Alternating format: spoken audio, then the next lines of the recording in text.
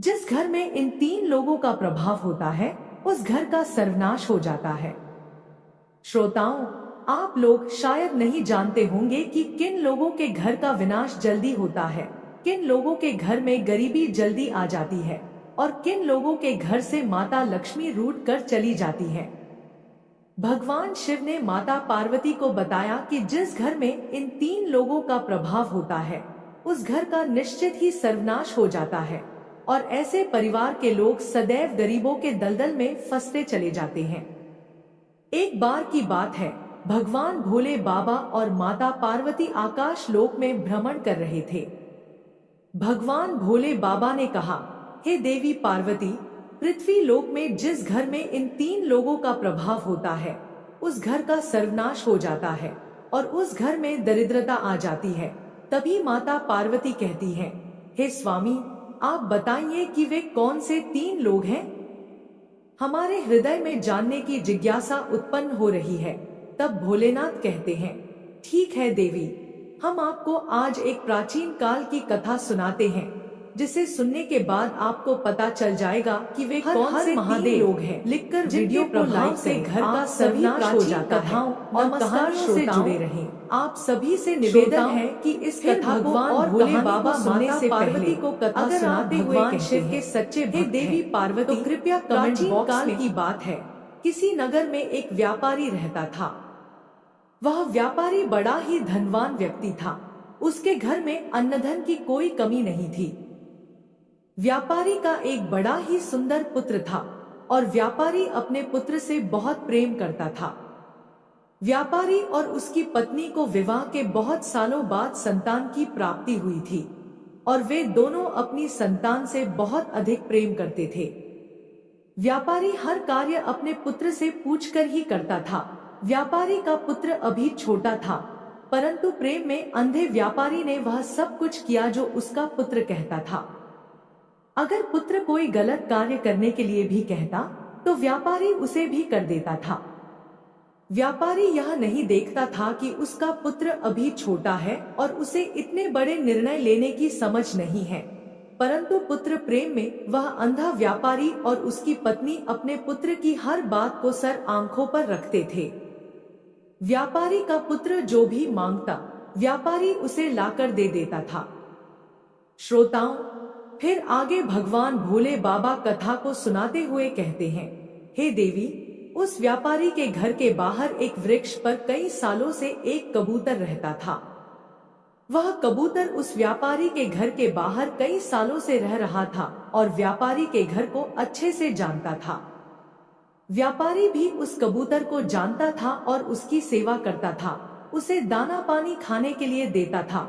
वह कबूतर यह देखकर बड़ा ही चिंतित रहता था कि व्यापारी अपने पुत्र की हर बात को मान लेता है और व्यापारी का पुत्र जिस भी चीज की जिद करता है व्यापारी उसे लाकर दे देता है। एक दिन कबूतर उसी पेड़ पर बैठकर यह सब देख रहा था। तभी वह व्यापारी से कहता है, हे व्यापारी, तुम्हें अपने पुत्र के प्रेम में इतना अंधा नहीं होना चाहिए। तुम्हारी यह गलती तुम्हें आगे जाकर बहुत भारी पड़ेगी। तब व्यापारी कहता है, अरे कबूतर, तुम नहीं जानते, मेरा पुत्र स्वयं भगवान का रूप है।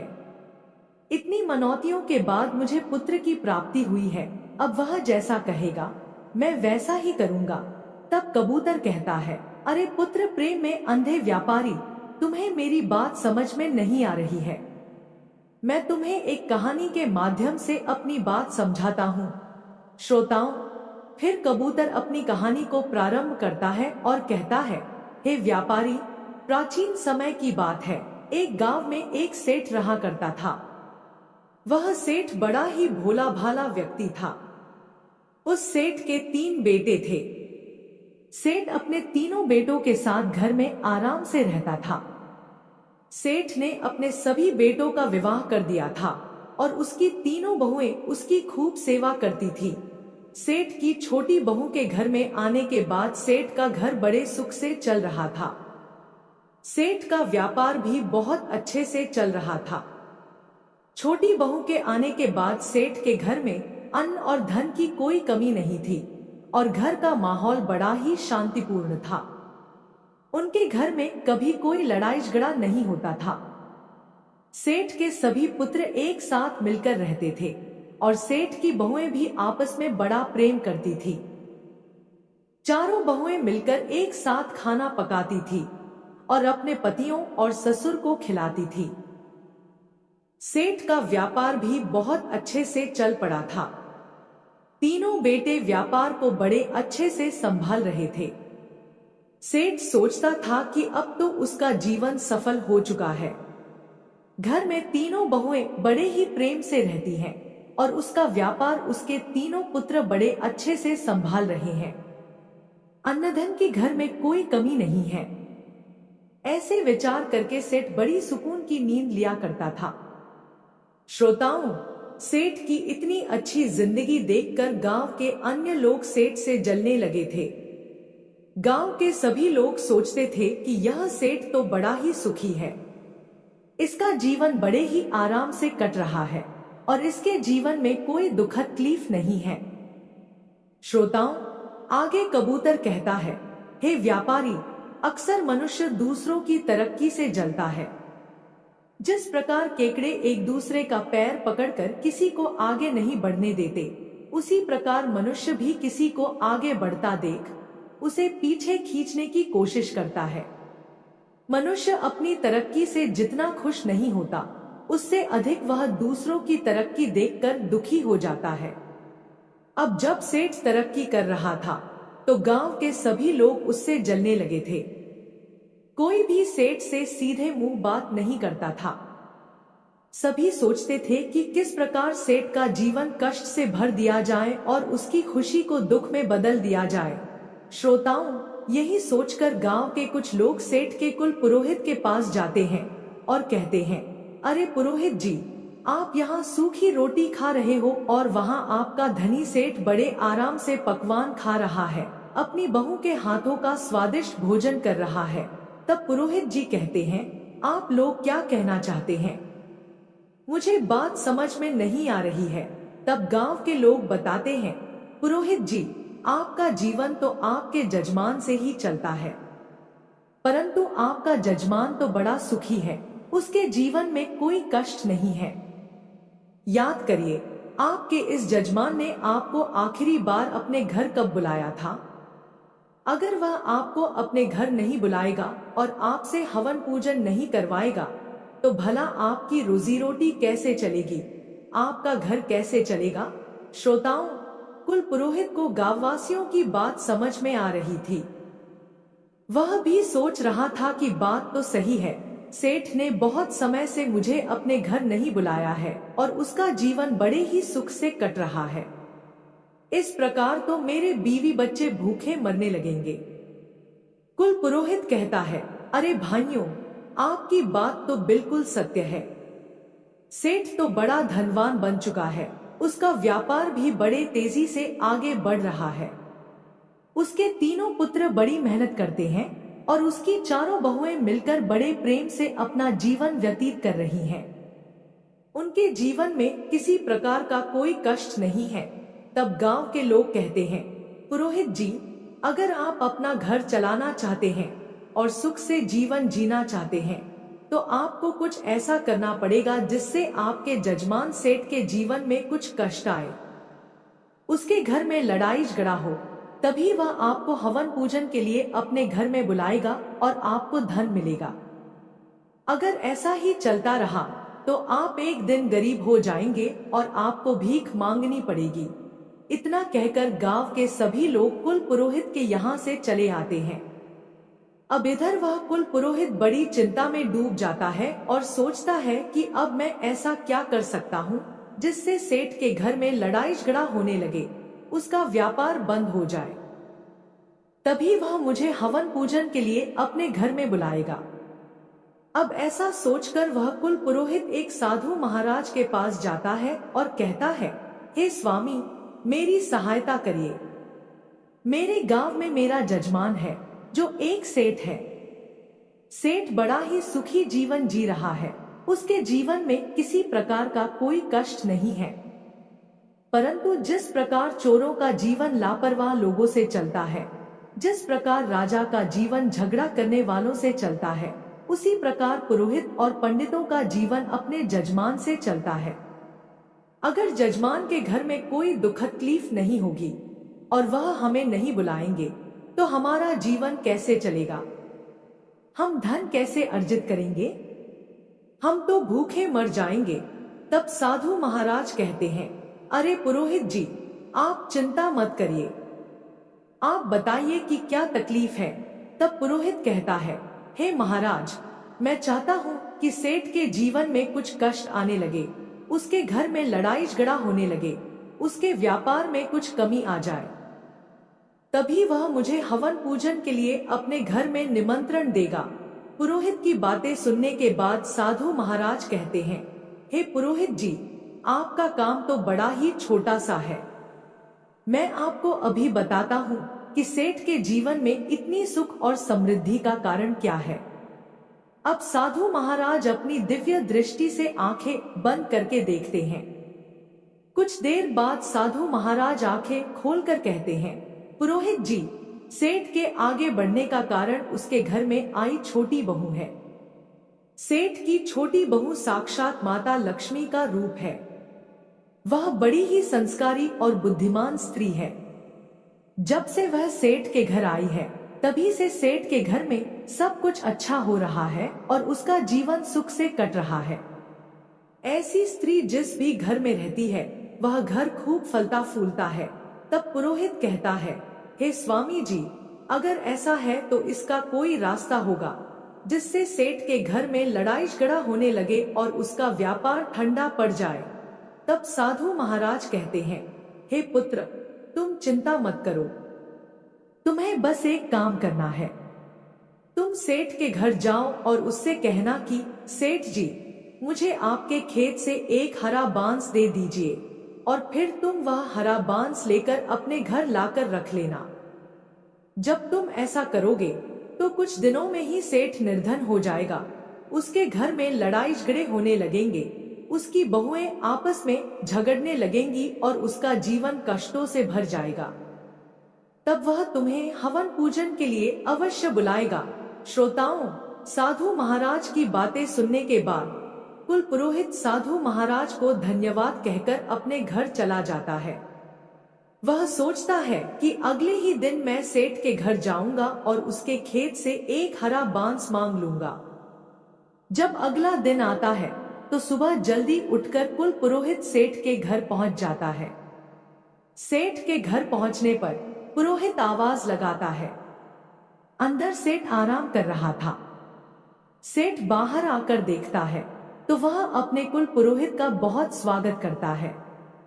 सेठ पुरोहित का बहुत आदर सत्कार करता है और उसे अंदर बैठा लेता है। सेठ कहता है, बताइए पुरोहित जी, आज इतने दिनों बाद आपका हमारे घर कैसे आना हुआ?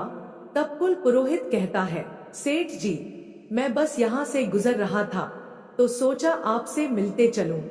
अब पुरोहित अपनी मीठी मीठी बातों से सेठ को फंसा लेता है और कुछ देर बाद कहता है, हे सेठ जी, मुझे आपके खेत में से एक हरा बांस चाहिए, क्या आप मुझे दे सकते हैं? तब सेठ जी कहते हैं, अवश्य पुरोहित जी, आपने इतनी छोटी सी चीज मांगी है, हम अभी आपको लाकर देते हैं। सेठ जी अपने खेत में जाते हैं और एक बांस का टुकड़ा तोड़कर लेकर आते हैं। तभी सेठ जी की छोटी बहू अपने ससुर को आता हुआ देख भागी भागी आती है और कहती है, पिताजी, आप यह बांस का टुकड़ा क्यों लेकर आए हैं? तब सेठ बताता है, बेटी, पुरोहित जी हमारे घर आए हैं और वह चाहते हैं कि हम उन्हें अपने खेत में से एक हरा बांस का टुकड़ा लाकर दें, इसलिए उन्हें देने के लिए हम यह टुकड़ा लेकर आए हैं। तब वह छोटी बहू कहती है, पिताजी, आप यह बांस का टुकड़ा पुरोहित जी को अवश्य दे दीजिएगा, परंतु इससे पहले कुछ देर के लिए यह बांस का टुकड़ा मुझे दे दीजिए, मैं इसे थोड़ी देर में लाकर आपको दे दूंगी। फिर वह सेठ जी अपनी छोटी बहू को वह बांस देकर चला जाता है। इधर वह सेठ की छोटी बहू बांस में से कुछ हरे पत्ते तोड़कर अपनी घर में बंधी हुई काली गाय को खिला देती है और इसके बाद वह बांस ले जाकर अपने पिता को दे देती है। अब सेठ हरा बांस पुरोहित को दे देता है और कहता है, लीजिए पुरोहित जी, आपने हरा बांस मांगा था और यह रहा बांस, इसे आप ले जाइए। तब वह पुरोहित बड़ा ही खुश हो जाता है और सोचता है कि अब तो सेठ के घर की खुशियां मैंने ले ली हैं। पुरोहित अपने घर लौट जाता है और बांस का टुकड़ा रखकर सोचता है कि कुछ दिनों में सेठ मुझे याद करेगा, क्योंकि उसके घर में लड़ाई झगड़ा और गृह कलह होगा। तब मैं हवन पूजन करके अच्छे पैसे मांग लूंगा। ऐसे विचार करके वह कुल पुरोहित बड़ा ही प्रसन्न हो रहा था। अब पुरोहित इंतजार करने लगता है कि कब सेठ का बुलावा आएगा और मैं जाकर सेठ के घर में हवन पूजन करूंगा। श्रोताओं, परंतु इंतजार करते करते 1 महीना बीत जाता है, 2 महीने बीत जाते हैं और तीसरा महीना भी बीत जाता है। अब पुरोहित थक चुका था। एक दिन कुल पुरोहित दोबारा साधु महाराज की कुटिया में जाता है और कहता है, हे महाराज, आपके बताए अनुसार मैंने सेठ से उसके खेत में से हरा बांस मांग लिया था, परंतु 3 महीने बीत चुके हैं और अभी तक सेठ ने मुझे कोई बुलावा नहीं भेजा है। वह बड़े आराम से और सुख से अपना जीवन व्यतीत कर रहा है। उसके घर में किसी प्रकार की कोई दुखद तकलीफ नहीं है। तब साधु महाराज आंखें बंद करके अपनी दिव्य दृष्टि से देखते हैं और कहते हैं, अरे पुरोहित जी, मैंने आपको बताया था कि सेठ की छोटी बहू बड़ी ही चालाक और बुद्धिमान है। जब सेठ आपको वह हरा बांस दे रहा था, तब उसकी छोटी बहू ने उसमें से हरे पत्ते तोड़कर अपनी काली गाय को खिला दिए थे। इस कारण उसकी खुशियां और सुख समृद्धि उसके घर में ही रह गई। परंतु आप चिंता मत करिए, आपकी सहायता मैं करूंगा। फिर साधु महाराज आगे कहते हैं, पुरोहित जी, अब आपको सेठ के घर जाना है और उससे उसकी काली गाय मांगकर अपने घर लाना है। जैसे ही आप उसकी काली गाय को अपने घर लाकर रखेंगे, कुछ दिनों में सेठ के घर में दुखद तकलीफ आना शुरू हो जाएगी और तब सेठ आपको निमंत्रण अवश्य भेजेगा। अब वह कुल पुरोहित एक बार फिर प्रसन्न हो जाता है और साधु महाराज को धन्यवाद कहकर अपने घर के लिए निकल पड़ता है। घर पहुंचकर वह सोचता है कि कल सुबह होते ही मैं सेठ के घर जाऊंगा और उससे उसकी काली गाय मांग लूंगा। उसके बाद मैं देखूंगा कि सेठ कैसे इतना सुखी रहता है। अगले दिन सुबह उठकर वह कुल पुरोहित स्नान करके सबसे पहले सेठ के घर पहुंच जाता है। सेठ अपने घर का दरवाजा खोलता है और देखता है कि कुल पुरोहित आया हुआ है। सेठ उसे अंदर ले जाता है और स्वादिष्ट भोजन कराता है। इसके बाद सेठ पूछता है, बताइए पुरोहित जी, आज आपका कैसे आना हुआ? कुल पुरोहित कहता है, सेठ जी, मैं बड़ी ही दुखद तकलीफ में हूँ। दरअसल मेरे घर पर जो गाय है उसने दूध देना बंद कर दिया है और मेरे बच्चों को दूध नहीं मिल रहा है। कई दिनों से मेरे बच्चों ने दूध नहीं पिया है, इसीलिए मैं आपसे सहायता लेने आया हूँ। अगर आप मुझे अपनी काली गाय दे देंगे तो आपकी बड़ी कृपा होगी। पुरोहित की ऐसी दुख भरी बातें सुनकर सेठ सोचता है, चलो कोई बात नहीं, ये हमारे कुल पुरोहित हैं। अगर हम इनका भला करते हैं तो यह पुण्य का काम होगा। ऐसा सोचकर सेठ कहता है, पुरोहित जी, आप चिंता न करें, हम आपको अपनी काली गाय दे देंगे। इतना कहकर सेठ गाय को लेने के लिए अपने घर के आंगन में जाता है और गाय को लेकर पुरोहित को देने के लिए चल देता है। तभी सेठ की छोटी बहू आकर सेठ को रोक लेती है और कहती है, पिताजी, आप इस गाय को लेकर कहाँ जा रहे हैं? सेठ बताता है, बेटी, हमारे कुल पुरोहित आए हैं और उनकी गाय दूध नहीं दे रही है, इसलिए वह हमारी काली गाय लेना चाहते हैं। मैं यह गाय उन्हें देने के लिए जा रहा हूँ। तब सेठ की छोटी बहू कहती है, पिताजी, आप कुछ देर ठहरे, मैं अभी आती हूँ। फिर वह अंदर जाती है और एक सफेद रंग की चादर लेकर आती है। वह उस चादर से काली गाय के आंसू पोंछती है और चादर को अंदर रख देती है। फिर वह कहती है, पिताजी, अब आप जाइए और इस गाय को पुरोहित जी को दे दीजिए। इसके बाद सेठ काली गाय को लेकर पुरोहित जी के पास जाता है और कहता है, लीजिए पुरोहित जी, यह रही आपकी काली गाय, इसे ले जाइए और अपने बच्चों को दूध पिलाइए। गाय को देखकर पुरोहित बड़ा ही प्रसन्न हो जाता है और उसे लेकर तुरंत अपने घर के लिए निकल पड़ता है। अब तो अपने घर पहुंचकर वह काली गाय को बांध देता है और सोचता है कि सेठ बहुत जल्दी उसे अपने घर हवन पूजन के लिए बुलाएगा, क्योंकि उसका जीवन बड़े ही जल्दी दुखों से घिरने वाला है।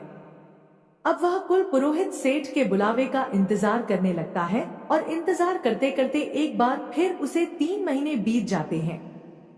3 महीने गुजर जाने के बाद कुल पुरोहित एक बार फिर साधु महाराज की कुटिया में पहुंच जाता है और कहता है कि साधु महाराज, इस बार फिर मैं आपके कहे अनुसार सेठ के यहाँ से काली गाय लेकर आया हूँ, परंतु उसके बावजूद सेठ ने मुझे अपने घर हवन पूजन के लिए नहीं बुलाया। सेठ का जीवन अभी भी बड़े ही सुख से कट रहा है, उसके घर में किसी प्रकार की कोई दुखद तकलीफ नहीं है। तब साधु महाराज एक बार फिर अपनी आंखें बंद करते हैं और अपनी दिव्य दृष्टि से देखते हैं। साधु महाराज कहते हैं, हे पुरोहित जी, उस सेठ की छोटी वाली बहू बहुत ही चालाक है। हमने जितना सोचा था वह उससे भी ज्यादा चालाक है। वह सारी विद्या जानती है। सेठ की बहू बड़ी ही बुद्धिमान है। जब आप सेठ से काली गाय मांगने गए थे, तब उसने अपनी सफेद चादर में गाय के आंसू पोंछकर अपने पास रख लिए थे, जिसके कारण सुख समृद्धि उसके घर में ही रह गई। अब यह बात सुनकर कुल पुरोहित बहुत ही चिंतित हो जाता है। वह सोचता है कि जब तक यह छोटी बहू रहेगी, तब तक सेठ का जीवन सुख समृद्धि से भरा रहेगा। पुरोहित कहता है, हे साधु महाराज, अब मुझे क्या करना चाहिए? तब साधु महाराज कहते हैं, पुरोहित, अब आप सेठ के घर जाइए और सेठ से किसी तरीके से वह सफेद चादर मांगकर अपने घर लाकर रख लीजिए। अगर आपने ऐसा कर लिया तो निश्चित ही सेठ का जीवन बदल जाएगा और उसके घर में लड़ाई झगड़ा और गृहक्लेश होने लगेंगे। फिर साधु महाराज को धन्यवाद कहकर वह कुल पुरोहित अपने घर के लिए निकल जाता है। घर पर जाकर वह कुल पुरोहित निर्णय करता है कि कल सुबह होते ही वह एक बार फिर सेठ के घर जाएगा और जाकर किसी तरीके से सफेद चादर मांग कर लेकर आएगा।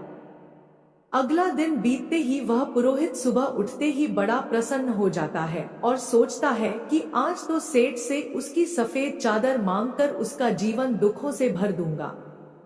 अब कुल पुरोहित सेठ के घर जाता है और जाकर सेठ से कहता है, सेठ जी, मेरी पत्नी हर दिन मंदिर में कीर्तन और भजन करने के लिए जाती है, परंतु मंदिर में बैठने के लिए उसके पास कोई अच्छी चादर नहीं है। वह नीचे फर्श पर बैठती है और उसे ऐसा करते हुए देख मुझे अच्छा नहीं लगता। अगर आपको कोई तकलीफ न हो तो क्या आप मुझे एक अच्छी सफेद चादर दे सकते हैं, ताकि मेरी पत्नी चादर बिछाकर मंदिर में बैठ सके।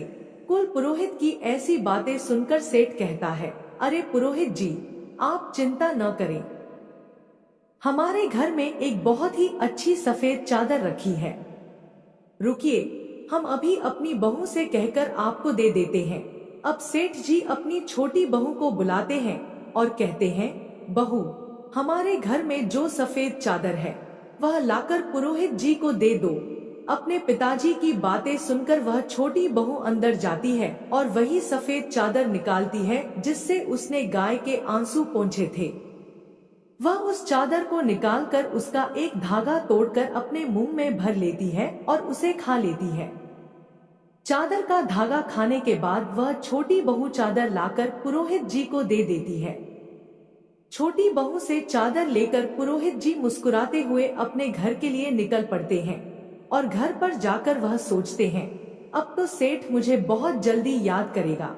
अब सेठ की राह देखते देखते वह कुल पुरोहित कई महीनों तक इंतजार करता रहता है। धीरे धीरे 1 महीना बीत जाता है, उसके बाद दूसरा महीना भी निकल जाता है और तीसरा महीना भी निकल जाता है। अब इंतजार करते करते पुरोहित थक जाता है और एक बार फिर साधु महाराज के पास जाता है।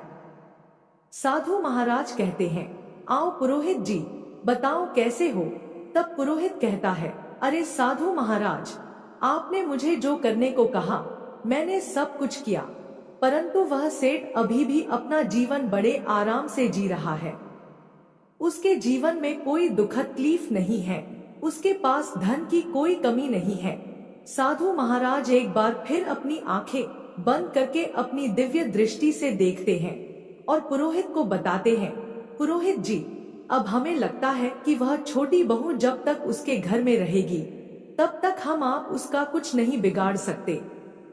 आपको सफेद चादर देने से पहले उसकी बहू ने उसमें से एक धागा निकाल कर खा लिया था, जिसके कारण सुख, समृद्धि और धन का सुख उसके पास ही रह गया। अब आपको कुछ भी करके सेठ जी की छोटी बहू को उसके घर से निकालना पड़ेगा। अगर आपने एक बार छोटी बहू को घर से निकाल दिया तो फिर सेठ के जीवन में कष्ट ही कष्ट आ जाएंगे और उसका जीवन दुखों से घिर जाएगा। श्रोताओं, फिर उस पुरोहित को भी समझ में आ गया कि छोटी बहू के रहते वह कुछ नहीं कर सकता, इसलिए वह अपने घर जाता है और सेठ के घर से उसकी छोटी बहू को निकालने का उपाय ढूंढने लगता है। अगली सुबह कुल पुरोहित सेठ के घर जाता है और बड़ी ही चिंतित अवस्था में जाकर कहता है, सेठ जी, आपकी सुरक्षा मेरी जिम्मेदारी है और मुझे आपकी सुरक्षा खतरे में दिख रही है। आप पर बहुत बड़ा संकट आने वाला है, आपका जीवन दुखों से घिरने वाला है, आपके व्यापार में आपको बहुत बड़ा नुकसान होने वाला है और आपके घर में बहुत बड़ी विपत्ति आने वाली है। कुल पुरोहित की ऐसी बातें सुनकर वह सेठ घबरा जाता है और बहुत चिंतित हो जाता है। सेठ कहता है, पुरोहित जी, यह आप क्या कह रहे हैं? आप हमें बताइए, क्या इस विपत्ति से बचने का कोई उपाय है? आप जो भी कहेंगे हम अवश्य करेंगे। फिर पुरोहित समझ जाता है कि यह सेठ उसके जाल में फंस चुका है। पुरोहित आगे कहता है, सेठ जी, आपकी छोटी बहू आपके ऊपर बहुत बड़ा खतरा है। जब तक वह इस घर में रहेगी आप पर संकट बना रहेगा। इसलिए मैं तो कहता हूँ कि आप अपनी छोटी बहू को अपने घर से निकाल दीजिए, क्योंकि उसी के कारण आप पर इतना बड़ा खतरा मंडरा रहा है और आपका जीवन संकट में है। पुरोहित की ऐसी बातें सुनकर वह सेठ जी उस पर विश्वास कर लेते हैं। सेठ जी कहते हैं कि पुरोहित जी, आप जैसा कहेंगे मैं वैसा ही करूंगा। आप बताइए कि मुझे अपनी बहू को घर से कैसे निकालना है। पुरोहित जी कहते हैं, सेठ जी, आप तुरंत कुछ भी करके अपनी बहू को घर से बाहर निकाल दीजिए। इतना कहकर वे अपने घर चले जाते हैं और सेठ जी चिंता में डूब जाते हैं। वे सोचते हैं कि मेरी बहू तो बड़ी ही अच्छे स्वभाव की है, मेरी इतनी सेवा करती है, मैं उसे अपने घर से कैसे निकालूं? फिर सेठ जी सोचते हैं कि वह मेरे लिए खतरा भी है और उसके कारण मेरे परिवार पर विपत्ति आ सकती है।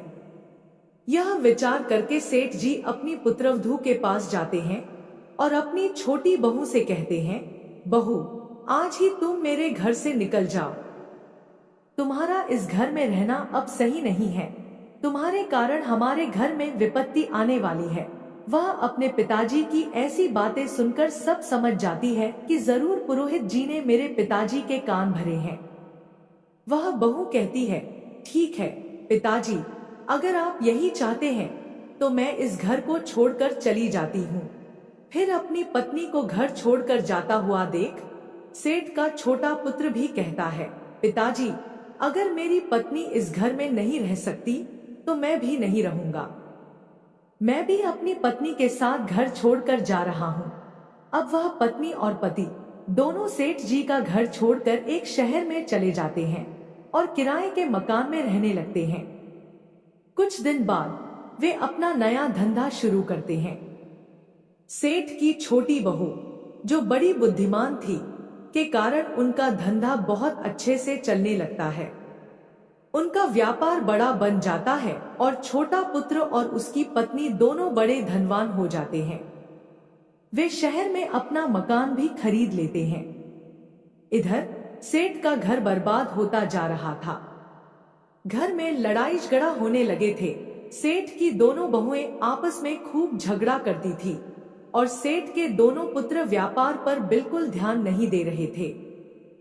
सेठ के दोनों पुत्र बुरी संगत में पड़ गए थे और कुल पुरोहित हवन पूजन के बहाने सेठ से सारा धन लूटकर ले जा रहे थे। धीरे धीरे पुरोहित सेठ को पूरी तरह से लूट लेता है और सेठ का पूरा धन ले जाकर अपने घर ले जाता है। अब सेठ की हालत बहुत खराब हो चुकी थी। सेठ के घर में खाने पीने के लाले पड़ गए थे, भोजन नहीं था, पहनने के वस्त्र नहीं थे। अपनी ऐसी हालत देखकर सेठ एक दिन विचार करने बैठता है और गहरा विचार करने पर उसे समझ में आता है कि जिस दिन से मेरी छोटी बहू इस घर को छोड़कर गई है, उस दिन से इस घर की हालत बद से बदतर होती जा रही है। सेठ को यह समझ में आ चुका था कि उसकी छोटी बहू ही है जो उसके घर को बचा सकती है। सेठ तुरंत दौड़कर शहर जाता है और अपने छोटे पुत्र के घर जाकर अपनी लक्ष्मी स्वरूप बहू से क्षमा मांगता है। सेठ अपनी बहू के चरणों में गिरकर कहता है, बहू, मुझे माफ कर दो। मैंने पुरोहित की बातों में आकर तुम्हें घर से निकाल दिया, लेकिन तुम तो साक्षात लक्ष्मी हो। जब तक तुम मेरे घर में थी, तब तक घर में सुख शांति बनी रही, और जब से तुम घर छोड़कर गई हो, घर में गृह क्लेश हो रहे हैं, लड़ाई झगड़ा हो रहे हैं और हम बड़े ही धनहीन हो चुके हैं। ससुर की ऐसी बात सुनकर छोटी बहू कहती है, पिताजी, आप चिंता मत करिए, मैं अभी अपने घर लौटती हूँ। यह भी मेरा घर है और वह भी मेरा घर है। मैंने पहले से ही जान लिया था कि पुरोहित ने आपके कान भरे हैं और आपको कहा है कि आप मुझे घर से निकाल दें। संसार में बहुत से लोग होते हैं जो दूसरों की खुशियों से जलते हैं और उन्हें बर्बाद करना चाहते हैं, लेकिन यह हमारे ऊपर निर्भर करता है कि हम किसकी बातों में आते हैं, कैसे निर्णय लेते हैं और अपने घर को कैसे चलाते हैं। अगर हम गलत लोगों की बातों में आकर अपने ही घर को तोड़ेंगे तो अवश्य हमारे घर का नाश हो जाएगा। इतना सुनकर सेठ अपनी बहू और बेटे को लेकर अपने घर लौट जाता है। बहू घर आती है और उसके कुछ दिन बाद सेठ फिर से तरक्की करने लगता है। सेठ का व्यापार फिर से चलने लगता है और उसके घर में अन्न धन के भंडार भरने लगते हैं। परिवार में सभी मिलजुल कर रहने लगते हैं और सभी में प्रेम और स्नेह बढ़ने लगता है। फिर भगवान भोले बाबा माता पार्वती से कहते हैं, हे देवी, एक दिन सेठ की छोटी बहू सेठ से कहती है, पिताजी, आज मैं आपसे जो कहने जा रही हूँ, मेरी बात को ध्यान से सुनिए। जिस घर में इन 3 लोगों की चलती है, वह घर बहुत जल्दी बर्बाद हो जाता है। सेठ पूछता है, बहू, वह 3 लोग कौन है? छोटी बहू बताती है, पिताजी, ध्यान से सुनिए। नंबर 1, बिगड़ा हुआ बालक। जिस घर में बिगड़ा हुआ पुत्र होता है, जो गलत संगति में पड़ जाता है और उसकी बात घर में मानी जाती है, तो उस घर का निश्चित ही सर्वनाश हो जाता है। नंबर 2, जिद्दी और लालची स्त्री। जिस घर में स्त्री लालची और जिद्दी होती है, उस घर में कभी धन नहीं रहता और वह घर कंगाल बन जाता है। नंबर 3, जिस घर का मुखिया बाहर वालों की बातों में आ जाता है और उनके कहे अनुसार चलता है, तो उस घर का सर्वनाश हो जाता है। छोटी बहू आगे कहती है, पिताजी, जिस प्रकार आप पुरोहित की बातों में आ गए थे, उसी प्रकार अगर घर का मुखिया बाहर वालों की बातों को मानकर अपने घर के निर्णय करता है, तो उसका घर अवश्य नाश हो जाता है। इतना सुनकर सेठ अपनी बहू की बातों को समझ जाता है। जब व्यापारी ने यह कहानी पूरी सुनी तो उसे सब समझ में आ गया। वह अपने पुत्र को सही शिक्षा देता है और पुत्र के अनुसार चलना बंद कर देता है। उम्मीद है कि आपको यह कथा पसंद आई होगी। अगर आपको कथा पसंद आई हो तो वीडियो को लाइक करके चैनल को सब्सक्राइब करें और बेल आइकन पर प्रेस करके कमेंट बॉक्स में हर हर महादेव अवश्य लिखें।